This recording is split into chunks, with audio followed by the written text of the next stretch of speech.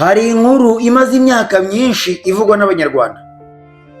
Inkuru ivuga ko ubwo abakoloni bajyanaga umwami Yuhi wa gatanu Musinga mu buhungiro i Moba, habaye ikintu cyatangaje abantu bose bari bari aho ngaho. Ese byarabaye koko cyangwa n'umugani wavutse kubera uburyo abanyarwanda bakundaga umwami wabo? Uyu munsi tugiye gusesengura iyi nkuru yose uko iteye. Icyumba cy'ibitekerezo TV, aho tuganira ku iyobokamana, ubuzima, inzira y'inzitane ndetse n'ubuhamya. Kurikira icyumba cy'ibitekerezo TV. Turabasuhuje mwese abakurikiye icyumba cy'ibitekerezo. Reka duhera aha ngaha dutangire tubabwira uko byagenze ubwo umwami Musinga yajyanwaga mu buhungiro. Mu mwaka w'igihumbi kimwe magana cyenda na mirongo itatu na rimwe, ubutegetsi bw'Ababiligi bwakuye umwami Musinga ku ngoma. Nyuma y'igihe gito bamwohereza mu buhungiro, aho yabanje kujyanwa i Kamembe, nyuma koherezwa kure cyane ahitwa i Moba muri Zaire ya kera, ku nkengero z'ikiyaga cya Tanganyika. Abakoloni bifuzaga ko atazongera kugira uruhare mu miyoborere y'u Rwanda.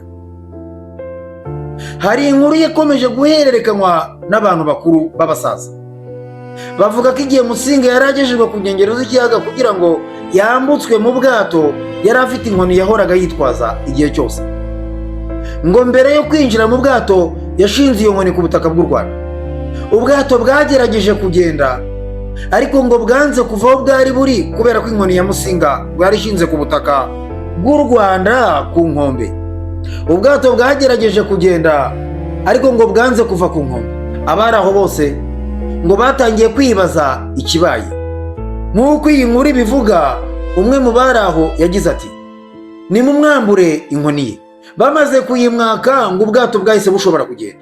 Iyo nkoni yari ikimenyetso cy'ubwami bw'u Rwanda, kandi ko igihe yari ikiri ku butaka bw'u Rwanda byasaga naho umwami atarava mu gihugu. Aha wahita wibaza uti, mbese ibi ngibi byarabaye koko? Aha niho amateka n'imigani bitandukana. Nta nyandiko zizwi z'abakoloni, nta raporo, nta n'igitabo cy'amateka cyemeza ko ubu bwato bwanze kugenda kubera inkoni. Abashakashatsi benshi bafata iyi nkuru nk'umugani cyangwa inkuru y'umuco yagaragazaga icyubahiro abanyarwanda bahaga umwami wabo. Nubwo nta gihamya kibyemeza, iyi nkuru ifite ubutumwa bukomeye. Yerekana uburyo abanyarwanda babonaga umwami nk'ikimenyetso cy'igihugu. Inkoni ye ntabwo yari inkoni isanzwe nka za zindi tubona zose z'ibiti, ahubwo yari ikimenyetso cy'ubwami n'ubusugire bw'igihugu. Niyo mpamvu iyi nkuru yakomeje kubaho mu mvugo z'abantu kugeza n'uyu munsi. Tugana ku musozo, wahita wibaza uti, mbese koko ubwato bwanze kugenda? Nta gihamya y'amateka ibyemeza, ariko kandi kuba iyi nkuru ikomeje kuvugwa imyaka irenga 90, bigaragaza ko umwami Musinga yasize amateka akomeye mu mitima y'abanyarwanda.